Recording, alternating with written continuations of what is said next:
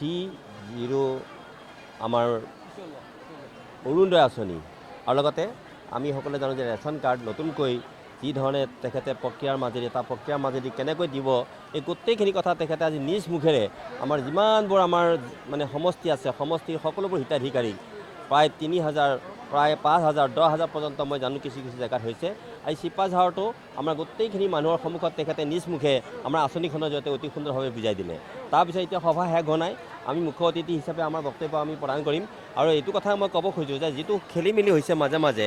অৰুণোদয় সম্পৰ্কত গোটেইখিনি নাইকিয়া হ'ব বুলি মোৰ দৃঢ় বিশ্বাস আৰু যিসকলক দিব লাগে বা যিসকলৰ প্ৰাপ্য সেইসকলক আমি নিশ্চয় এই এটা অতি জনপ্ৰিয় অৰুণোদয় আঁচনিৰ জৰিয়তে আমি সকলোকে সহায় কৰিব পাৰিম বুলি আমাৰ দৃঢ় বিশ্বাস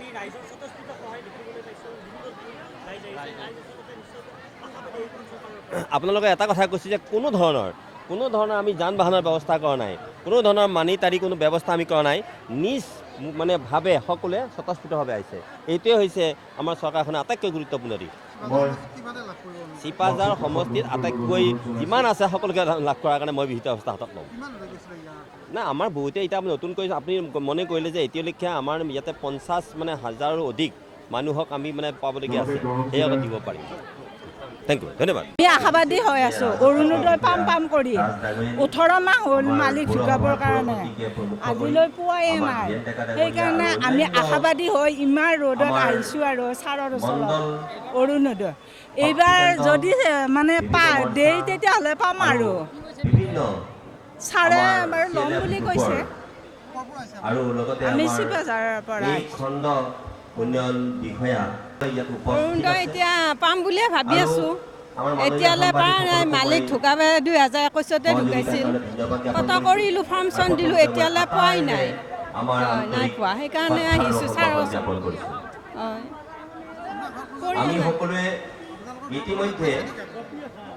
আগতে নাই ময়ে পৰিয়াল মোৰ দুজনে পৰিয়াল ল'ৰা এটা সৰু আৰু মই কদমতলী বিজেপি অফিচটোৰ কাষত ঘৰ যে মাননীয় মুখ্যমন্ত্ৰীৰ চৰকাৰৰ হাতত কোনো আঁচনি নাছিল মই বৃদ্ধ পেঞ্চন ডাঙৰ আঁচনি ৰেচন কাৰ্ড আয়ুষ্মান ভাৰতৰ কাৰ্ড ৰেচন কাৰ্ডখন দেখুৱালে চাউল আৰু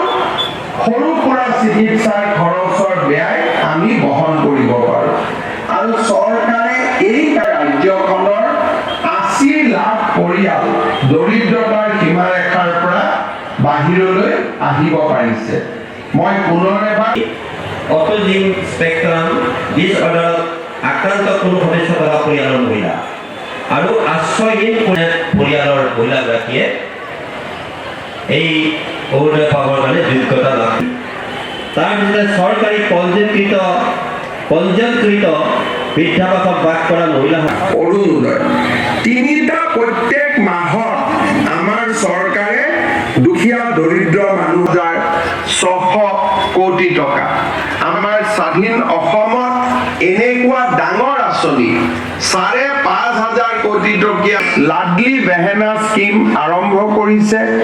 ছত্তীশগড়ত মহতাৰী বন্ধন স্কিম আৰম্ভ কৰিছে কৰ্ণাটকত আজি আমাৰ যদি আমি অলপমান চিন্তা কৰোঁ তেতিয়াহ'লে আমি যদি চাওঁ যে আজি আমাৰ ৰেচন কাৰ্ডত প্ৰতি কেজিত আমাৰ কিমান দাম টকাকৈ 150 টকা ধৰি লওঁ আৰু 19,60,000 পৰিয়ালক যদি আমি নতুনকৈ ৰেচন কাৰ্ড দিছা 441 কোটি টকা প্ৰতি মাহত আপোনালোকে খালি এটা নাই 44 কোটি টকা প্ৰতি মাহত যাবগৈ আৰু যদি 2,85,60 লাখ লোকে চিন্তা কৰি চাব পাৰে দুখীয়া দৰিদ্ৰ মানুহক আজি আমি তিনিটা সহায় ডাইৰেক্টলি কৰিছো যি আগত কেতিয়াও সম্ভৱ হোৱা নাই আৰু চিকিৎসাৰ কাৰণে আয়ুষ্মান ভাৰত